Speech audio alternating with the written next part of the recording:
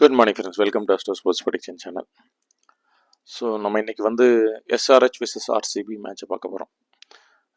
நேற்று மேட்ச் எக்ஸலண்ட்டாக போச்சு. நம்ம சொன்ன எல்லாமே கரெக்டாக இருந்துச்சு. கேப்டன் வைஸ் கேப்டன் நல்லா பண்ணோம். நல்ல ஒரு திருப்தி எனக்கு. அதே மாதிரி இன்னைக்கு பண்ண பார்க்கலாம். வாங்க இன்னைக்கு வீடியோக்குள்ளே போகலாம். ஸோ இன்னைக்கு மேட்ச் வந்து எஸ்ஆர்ஹெச் விசஸ் ஆர்சிபி. நம்ம டெலிகிராம் சேனல்லாம் கண்டிப்பாக இருங்க, ஏன்னா அது ரொம்ப முக்கியம். வாங்க இன்னைக்கு வீடியோக்குள்ளே போகலாம். ஸோ ஆர்சிபி பொறுத்த வரைக்கும் பார்த்தோம் அப்படின்னா இன்னைக்கு எந்தெந்த பிளேயர்ஸை எடுக்கலாம் அப்படிங்கிறத ஃபர்ஸ்ட் பார்த்துக்கலாம். Okay, so Rajat Patidar, Phil Salt, Virat Kohli, Tim David, Bhuvneshwar Kumar, Lungi Ngidi, இவங்க எல்லாரையும் நம்ம எடுத்துக்கலாம். ஸோ ஆர்சிபியை பொறுத்த வரைக்கும். எஸ்ஆர்ஹெச்சை பொறுத்த வரைக்கும் இன்னைக்கு டிராவஸ் ஹெட் விளையாடுவார்னு சொல்லியிருக்காங்க. விளையாண்டா நம்ம அதுக்கேற்ற மாதிரி பிளான் பண்ணிக்கலாம். So Pat Cummins, Abhishek Sharma, Ishan Kishan, Nitish Kumar Reddy, Heinrich Klaasen, Aniket Verma, Harshal Patel, துபேக் எல்லாத்துக்கும் நல்லா இருக்குது. பட் ஆனால் என்ன பிரச்சனைன்னா நம்ம வந்து சில பிளேயர் தான் எடுக்க முடியும். அதனால நம்ம அதை எடுக்கல. நம்ம என்ன பார்க்க போகிறோம், ஹர்ஷத்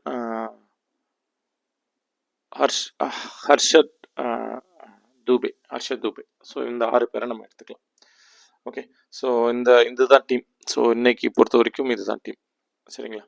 ஸோ அதுக்கப்புறம் இதில் ஃபர்ஸ்ட் ஆஃப் செகண்ட் ஆஃப்ஸ்லாம் யாருக்கு நல்லா இருக்குன்னு பார்க்கலாம். சில பேர் கேட்டிங்க, சார் நீங்கள் 1-2 மூணுலேயே சில பேர் சொல்ல மாட்டேங்கிறீங்க அப்படின்னு சொன்னேன். அவங்கள நான் ஃபுல் டேயில் சொல்லியிருந்தேன் அப்படின்னா அவங்க ஃபுல் டே நல்லா இருக்குது, 1, 2, 3 பார்க்க தேவையில்லைங்கிறது கன்சிடர். நான் 1, 2, 3 சொல்லலை அப்படின்னா அவங்களுக்கு ஃபுல் டேவுமே நல்லா இருக்குது அப்படின்னு அர்த்தம். இல்லை ஃபுல் டே நல்லா இல்லைன்னு அர்த்தம். நான் ஃபுல் டே நல்லா இல்லைன்னா உங்களுக்கு இதில் கொடுக்க மாட்டேன். அப்போ இதில் கொடுத்து 1, 2, 3 நான் கொடுக்கலன்னா அவங்க ஃபுல் டே இருக்குது, கம்பல்சரி நீங்கள் எடுத்துக்கணும் அப்படிங்கிற ஒரு மைண்ட் செட்டுக்கு நீங்கள் போயிடுறது ரொம்ப நல்லது. ஓகே, ஸோ இப்போ ஃபர்ஸ்ட் ஆஃப் யாருக்கெல்லாம் நல்லா இருக்குன்னு பார்த்தோம் அப்படின்னா ஆர்சிபியில் விராட் கோலி, குருணால் பாண்டியா, இவங்க 2 பேருக்கும் நல்லா இருக்கு. விராட் கோலியும் குருணால் பாண்டியா 2 பேருக்கு நல்லா இருக்கு. ஸோ இப்போ எஸ்ஆர்ஹெச்சில் பார்த்தோம் அப்படின்னா டிராவஸ் ஹெட், இஷான் கிஷன், அங்கித் வர்மா, இவங்களுக்குலாம் நல்லா இருக்கு. ஃபர்ஸ்ட் ஆஃப் நல்லா இருக்குன்னு சொல்லலாம். ஸோ இப்போ பார்த்தோம் அப்படின்னா இந்த நியூட்ரலாக இருக்குது ஃபர்ஸ்ட் ஆஃப் அப்படிங்கிறது நம்ம புரிஞ்சுக்க வேண்டிய ஒரு விஷயம். ஸோ நியூட்ரல் அப்படிங்கிற பட்சத்தில் டைமிங் பொறுத்த வரைக்கும் first half second half third half பார்த்தோம் அப்படின்னா நேற்று மாதிரி தான் கிட்டத்தட்ட டைம். பட் 7:30 8:22 வரைக்கும் ஃபர்ஸ்ட் ஆஃப், 8:22 10:22 வரைக்கும் செகண்ட் ஆஃப், 10:22 டு மேட்ச் முடிகிறது, அதாவது 11:30 வரைக்கும் தேர்ட் ஹாஃப் அப்படின்னு சொல்லலாம்.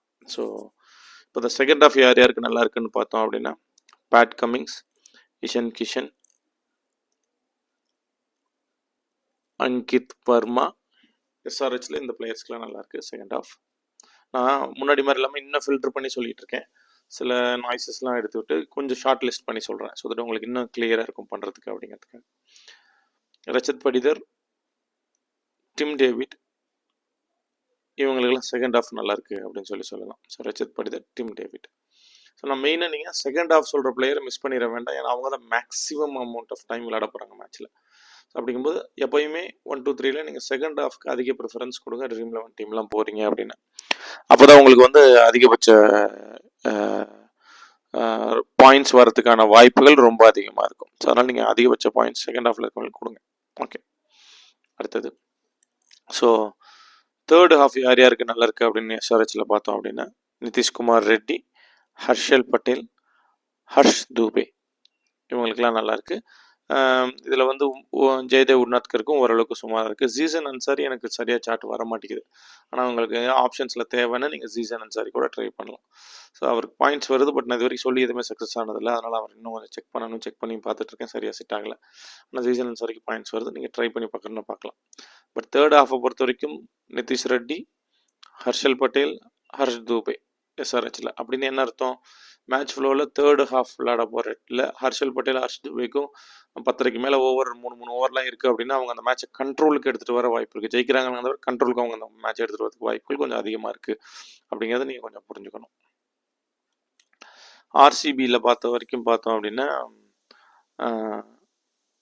ரெடிமேட்ச் வந்து Bhuvneshwar Kumar, Lungi Ngidi full day நல்லா இருக்குது அப்படின்னா அவங்க எல்லாத்துலேயுமே 3லேயுமே எடுத்துக்க போகிறோம். யாஷ் தயால் ஸ்ரேயஸ் சர்மாக்கும் நல்லா இருக்குது. தேர்ட் ஹாஃபில் நல்லா வந்துடுது. கிட்டத்தட்ட பார்த்தீங்க அப்படின்னா ஆர்சிபியை பொறுத்த வரைக்கும் செகண்ட் ஹாஃப் பவுலிங் போட்டாங்க அப்படின்னா அவங்க மேட்சஸ் டிஃபெண்ட் பண்ணலாம். இது 120 150 ஸ்கோர் வச்சுருந்தா கூட அதை அவங்க டஃப் கொடுப்பாங்க அப்படிங்கிறத இந்த இது நமக்கு சொல்ல வருது. ஸோ அப்போ மேட்சை பொறுத்த வரைக்கும் ஃபர்ஸ்ட் ஹாஃப் நியூட்ரலாக இருக்கிற மாதிரி இருக்குது. செகண்ட் ஹாஃப் ஸ்லைட் ஏஜாக முன்ன பின்ன போய் ஸ்லைட் ஏஜ் ஆர்சிபிக்கும், தேர்ட் ஹாஃப் கம்ப்ளீட்டாக ஆர்சிபியும் டாமினேட் பண்ணி இந்த மேட்ச் ஜெயிக்கிறதுக்கான வாய்ப்புகள் ரொம்ப அதிகமாக இருக்குது. ஸோ நம்ம ஆர்சிபி சைடு போக போகிறோம் இன்றைக்கி. இந்த மாதிரி ஜெயிக்கிறதுக்கான வாய்ப்புகள் ஆர்சிபி சைடு போக போகிறோம். டிராவல்ஸ் ஹெட்டுக்கு இன்னும் கோவிட்லேருந்து இன்னும் வெளியே வரலன்னு நினைக்கிறேன். வாய்ப்பு இல்லை, வந்திருக்க மாட்டாங்க, ரிஸ்க்கும் எடுக்க மாட்டாங்க எனக்கு தெரிஞ்ச இந்த மேட்ச்சு.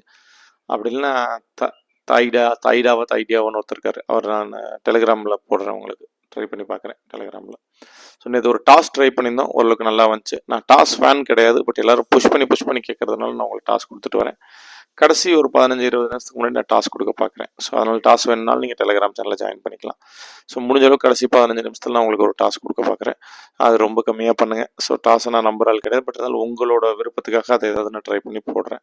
ஏன்னா அப்போ தான் மழை இருக்கா இல்லையான்னு தெரியும், எந்த டீம் விளையாடுதுன்னு தெரியும், எப்போ டாஸ் போடுவாங்கன்னு தெரியும். இதெல்லாம் இருக்கும்போது நம்ம அதை யூஸ் பண்ணுறது கொஞ்சம் சாலை சிறந்தது பண்ண முடியும். அதனால் டாஸை நம்ம ட்ரை பண்ணுறேன். கடைசி 15 நிமிஷத்துக்கு முன்னாடி டாஸ் கொடுக்க ட்ரை பண்ணுறேன். டாஸ் வேணால் நீங்கள் பார்த்துக்கலாம். ஸோ இப்போ நான் எல்லாமே சொல்லியிருப்பேன். இதில் முக்கியமான பாயிண்ட் என்ன சொல்கிறேன்னா, அந்த 1 2 3 சில பிளேயர் சொல்லாமல் இருப்பேன். அவங்களாம் ஃபுல் டே நல்லா விளாட்ற பிளேயர்ஸ். அவங்களே உங்களுக்கு ஒரு தடவை சொல்லிடுறேன். Phil Salt, Bhuvneshwar Kumar, Lungi Ngidi, இவங்களாம் ஆர்சிபியில் ஃபுல் டே நல்லா விளாட்றதுக்கான வாய்ப்புகள் இருக்கிற ஒரு பிளேயர் அப்படின்னு நினச்சிக்கலாம். சரிங்களா? ஸோ இதில் நான் ஹென்ரி கிளாசனை பற்றி பெருசாக பேசியிருக்க மாட்டேன். ஆனால் ஹென்ரி கிளாசனும் நீங்கள் கண்டிப்பாக ஒரு ஆப்ஷனாக கன்சிடர் பண்ணிக்கங்க அப்படிங்கிறது ரொம்ப முக்கியம். Abhishek Sharma hit and miss மாதிரி எனக்கு தெரியுது, பட் ரிஸ்க் எடுக்க வேண்டாம். ஓப்பனிங்கில் இருக்கனால நீங்கள் அபிஷேக் சர்மாவும் ட்ரை பண்ணிக்க. ஓகே,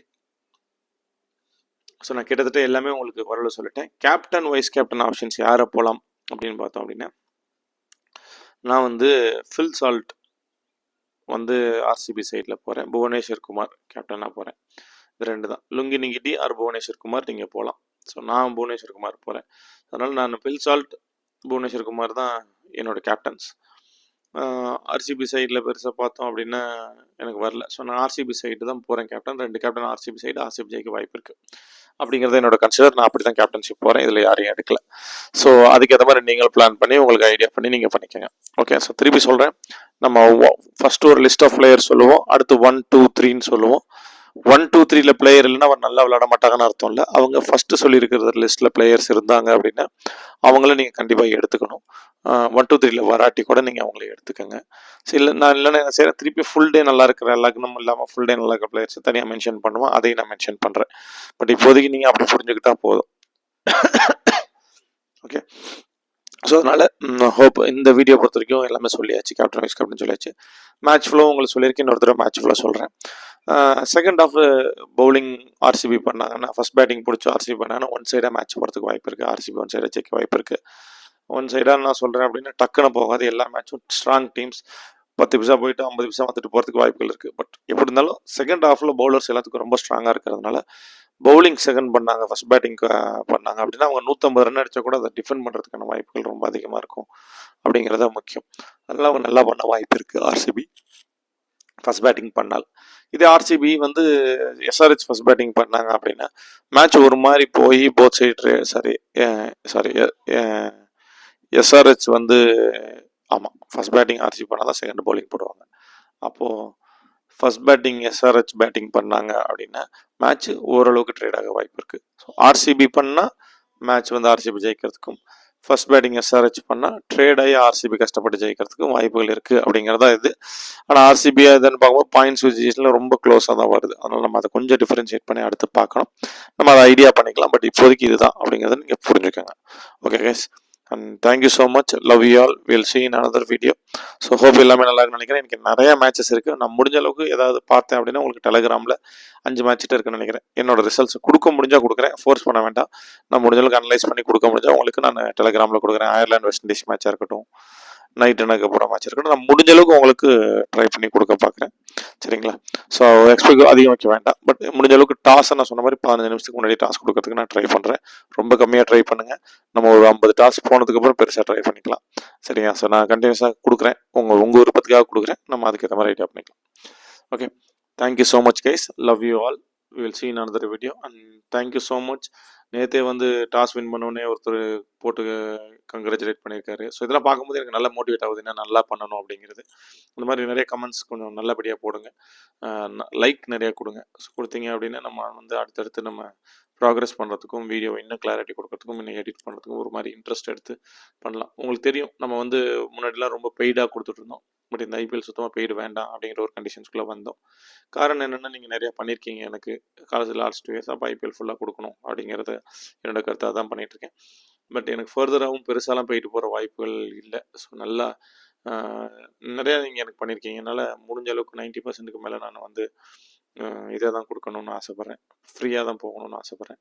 அதை கண்டினியூ பண்ண ஆசைப்பட்றேன். அதுக்கு உங்களோட கமெண்ட்ஸும், உங்களோட ஹெல்ப்பும், உங்களோட ஆதரவும், உங்களோட நல்ல வாழ்த்துக்களும், உங்களோட நல்ல கமெண்ட்ஸும் சப்போர்ட் பண்ணி எல்லோரும் ஷேர் பண்ணி அவங்கள டெலகிராமில் ஜாயின் பண்ணுறதும், சப்ஸ்கிரைபராக ஜாயின் பண்ணுறதுங்கிறது எனக்கு அது ஒரு மோட்டிவேஷன் அடுத்த லெவலுக்கு எடுத்துகிட்டு போக எனக்கு ஹெல்ப்ஃபுல்லாக இருக்கும். Okay, thank you so much guys, love you all, we will see in another video.